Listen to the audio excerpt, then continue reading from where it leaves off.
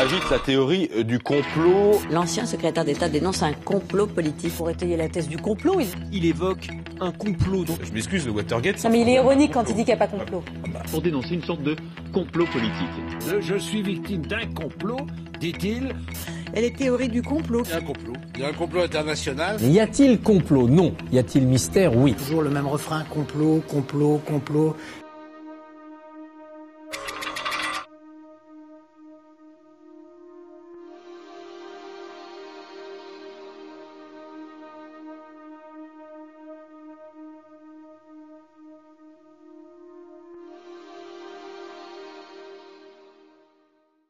J'observe qu'on ne peut plus en France décrire ce qu'est la géopolitique américaine sans aussitôt se faire taxer de complotiste avec un petit rire.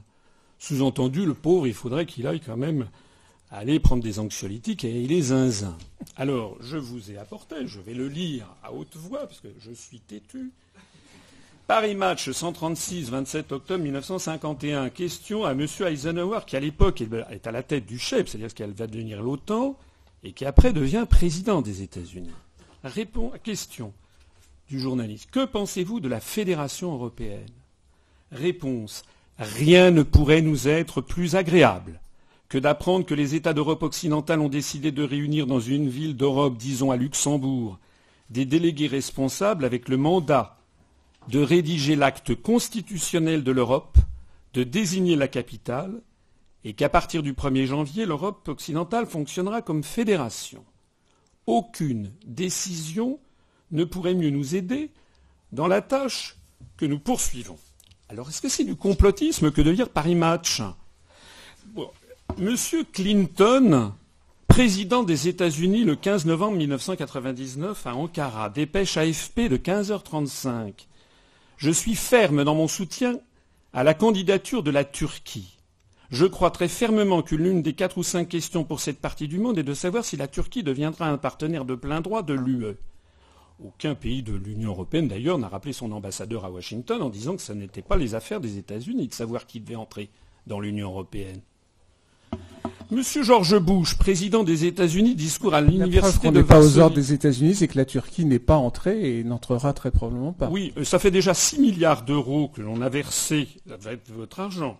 La France payant 16%, ça fait déjà 1 milliard d'euros sur plusieurs années qu'on a versé de fonds de mise à niveau à l'entrée de la Turquie. Comprenez-moi bien d'ailleurs, hein. Moi je ne suis pas turcophobe. J'essaye simplement de comprendre pourquoi la Turquie doit entrer et pas la Russie. C'est ça que vous devez aller demander à votre député. C'est ça, pourquoi la Russie doit-elle pas entrer dans l'Union européenne? Qui en a décidé? Et qui a décidé que la Turquie doit y entrer? Il s'agit d'une manœuvre géopolitique qui a été précisée par le président George Bush, président des États-Unis. Vous voyez que c'est quand même au mieux, je ne peux pas faire mieux, comme source. Dans son discours à l'université de Varsovie le 15 juin 2001, toutes les nouvelles démocraties de l'Europe de la Baltique à la mer Noire et toutes celles qui se trouvent situées entre les deux doivent avoir la même chance pour la liberté et la sécurité, la même chance de rejoindre les institutions européennes. Toutes les nations devraient comprendre qu'il n'y a aucun conflit entre l'appartenance à l'OTAN et l'appartenance à l'UE. Nous faisons bon accueil à une Europe vraiment unie. C'est du complotisme. Madame Condoleezza Rice, pendant qu'il y avait les élections en France, le référendum de 2005, elle était allée à Vilnius, elle est reçue par le président lituanien Valdas Adamkus, c'est une dépêche AFP du 21 avril 2005. Nous avons fermement soutenu le projet européen, son achèvement ainsi que l'Union européenne. De notre point de vue, la poursuite du succès de la construction européenne est importante. Et puis, puisqu'on parlait tout à l'heure du référendum sur l'Écosse, est-ce que vous avez noté cette chose étonnante qu'il y a actuellement 2 projets de référendum, l'un pour l'indépendance de la Catalogne,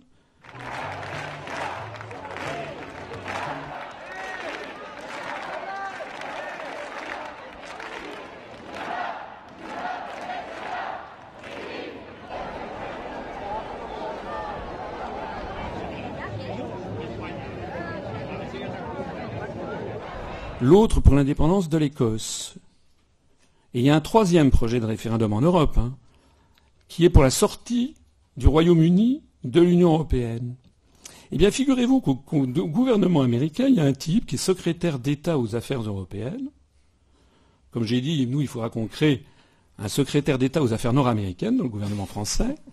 Eh bien, ce type est allé voir M. Cameron et a interdit qu'il y ait un référendum pour la sortie de l'Union européenne. Mais en revanche, a trouvé très bien le référendum sur l'indépendance de l'Écosse et la Catalogne.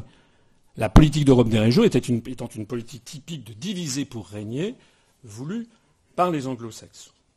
Alors moi, j'insiste là-dessus parce que j'aime pas qu'on me traite de complotiste. Moi, c'est quelque chose que je trouve odieux, parce que c'est une façon de disqualifier son interlocuteur sans répondre sur le fond des arguments. Vous imaginez, là je vous en ai cité quelques-uns, je pourrais vous entretenir toute la nuit.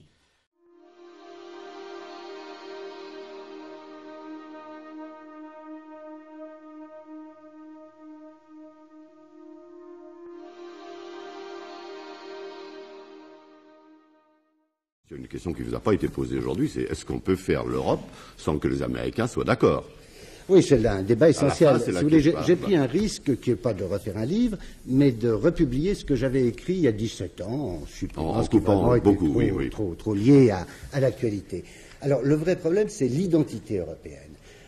Quand on parle de protection, vous voyez, de préférence communautaire, c'est-à-dire de traiter les autres différemment de nous, la justification pour faire ça, c'est d'être différent des autres. Il faut donc essayer, alors là je suis pour fabriquer une civilisation européenne. Et ça ne peut se faire pas contre les États-Unis, parce qu'ils sont trop puissants et qu'il ne faut pas se couper d'eux, mais ça doit se faire en étant différent des États-Unis. Oui, et à condition qu'ils acceptent.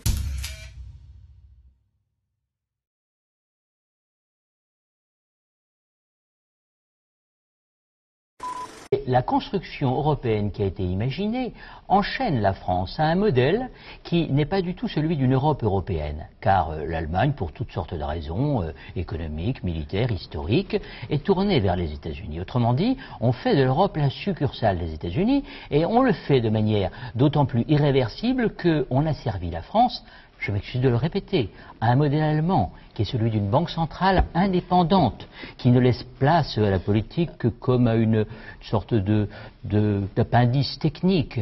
Une Europe fédérale, une Europe des régions, on voit ce qui se passe en Italie, où M. Bossi réclame la partition. On voit la Catalogne aujourd'hui qui est l'arbitre des destinées espagnoles.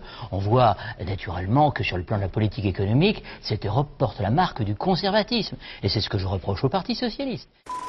Donc, pour répondre à votre question, économiquement, il est incontestable que le plan Marshall a été bénéfique pour la France.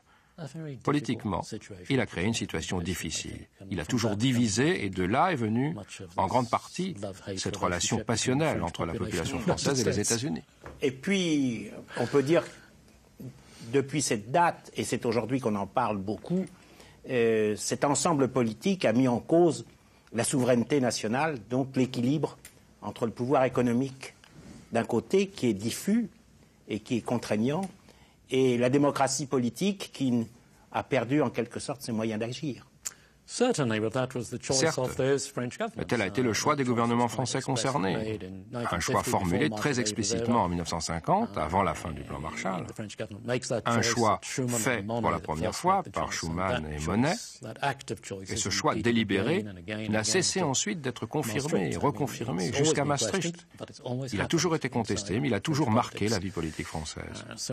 Donc nous vivons toujours sous l'influence directe de ces événements que nous venons de voir de novembre 1947. C'est toujours actuel. La division est là, et les avantages économiques aussi. Si j'étais français, je serais moi aussi partagé.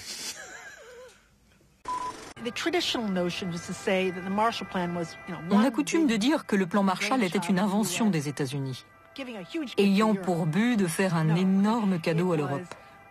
Pas du tout. Il s'agissait en fait d'une série d'investissements destinés à orienter et réorganiser l'Europe. L'idée était d'amener les pays européens à dépenser ces fonds d'une certaine manière. C'était très bien mis en lumière dans le film de Billy Wilder, 1, 2, 3, qui montrait comment une société telle que Coca-Cola était dirigée en Allemagne. C'était une superbe métaphore et en même temps, ça reflétait très bien la réalité. The western sector, under Allied protection, was peaceful, prosperous, and enjoyed all the blessings of democracy. Just by coincidence, this happened to be the company I worked for. To N.L.P. Hazeltine, Home Office, Atlanta, Georgia. From C.R. McNamara, Berlin Branch. Production figures for May, 270,000 cases. Consumption per capita now 5.2% above last year. Ils ont aussi exporté des idées. En Allemagne, on s'est mis à diriger les entreprises et les écoles dans un tout autre esprit. Et on ne pratiquait plus la politique de la même façon. Tout était calqué sur le modèle américain. Publicity campaign to reorient German businessmen's lunch succeeding. 27% now having Coke with the Knockwurst. Now, here's a real hot flash. We may become the first American company to crack the Iron Curtain. Wo fahren Sie hin? Aus Berlin. Papiere. American citizen. What is the purpose of your visit? I'm going to see Commissar Petrikov, chairman of the Russian Trade Commission. What for? On business, I represent Coca-Cola. Coca-Cola? You have proof? Will this do? I confiscate proof. Fair enough. Just return the empties. Okay, proceed.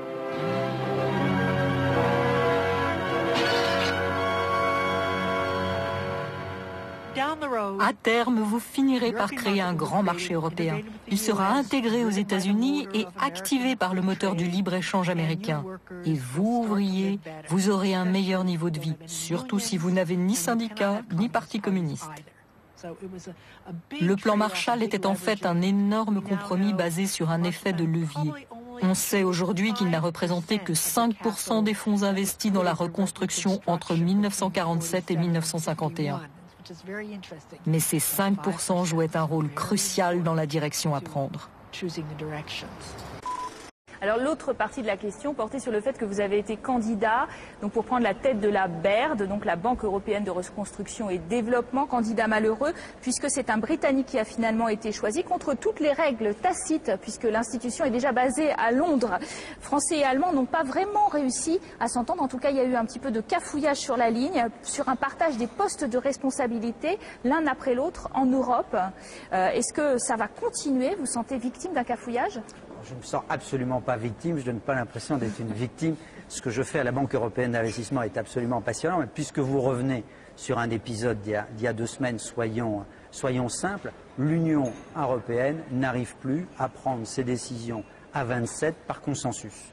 Et donc à partir du moment où elle n'y arrive plus, c'est la graine de la division qui est là. Écoutez, on a le résultat qui était prévisible lorsque les 27 États membres n'arrivent plus à s'entendre entre eux, c'est que c'est le reste du monde, dirigé par les États-Unis, qui prend les décisions à la place de l'Union européenne. C'est un choix de certains États européens de préférer suivre les États-Unis plutôt que de suivre les décisions par consensus à Bruxelles. Mais le problème qui se pose est celui de la situation de l'Europe après la Seconde Guerre mondiale. Et ça ramène à une politique américaine. C'est la politique américaine qui conditionne la politique européenne. Les États-Unis, déjà face à l'Union soviétique, avaient voulu organiser en Europe quelque chose qui soit une zone, sorte de contre-feu à l'Union soviétique. Évidemment, la Seconde Guerre mondiale a changé complètement le contexte. Et les Américains qui avaient organisé des réseaux pour diffuser cette politique ont considéré naturellement, en partant des traités de Westphalie et de la situation de l'Europe autrefois, que les nations en Europe, c'était la guerre. Donc il fallait les supprimer, les nations. Il fallait donc supprimer les États et les nations souveraines. Ça a été dit expressément. Ça a été dit par Bush, ça a été dit d'abord par Monnet, qui portait, comme chacun sait, le message européen. Il était convaincu, mais il le portait. C'était d'ailleurs un agent américain. On sait même combien il a été rémunéré, puisque maintenant c'est déclassifié. Après, vous pensez qu'une autre politique est possible aujourd'hui ? D'abord, il n'y a plus de président de la République en France depuis que l'Europe existe. Le président de la République, c'est le Premier ministre qui prend ses ordres en Europe, et je crois à l'Europe, au gouvernement européen. Et je pense qu'il n'a pas le choix, François Hollande, de faire cette politique-là plutôt qu'une autre. Il continuera, évidemment, et il est dans une logique qui est bien la sienne. Les gens font semblant de découvrir Hollande aujourd'hui. Il a fait l'éloge de l'Europe, de l'euro. Il nous a dit rien à faire des peuples. Ils votent, mais s'ils sont du côté du mauvais vote, eh bien, on va faire de telle sorte que ça passe quand même. Il s'entend très bien avec Sarkozy sur ce terrain-là. Donc je pense qu'il y a juste une espèce de psychodrame avec des personnages qui sont dans le carriérisme, dans l'affairisme politique, mais ça va rien changer. Non, moi je vous parie que ça continuera comme avant parce que la France n'a plus le choix de mener une politique, le souverainisme. Si on peut sortir de l'euro, par exemple. Oui, il faudrait. Ben voilà. Ah, il faudrait. Voilà une position. Oui. Ah, très bien.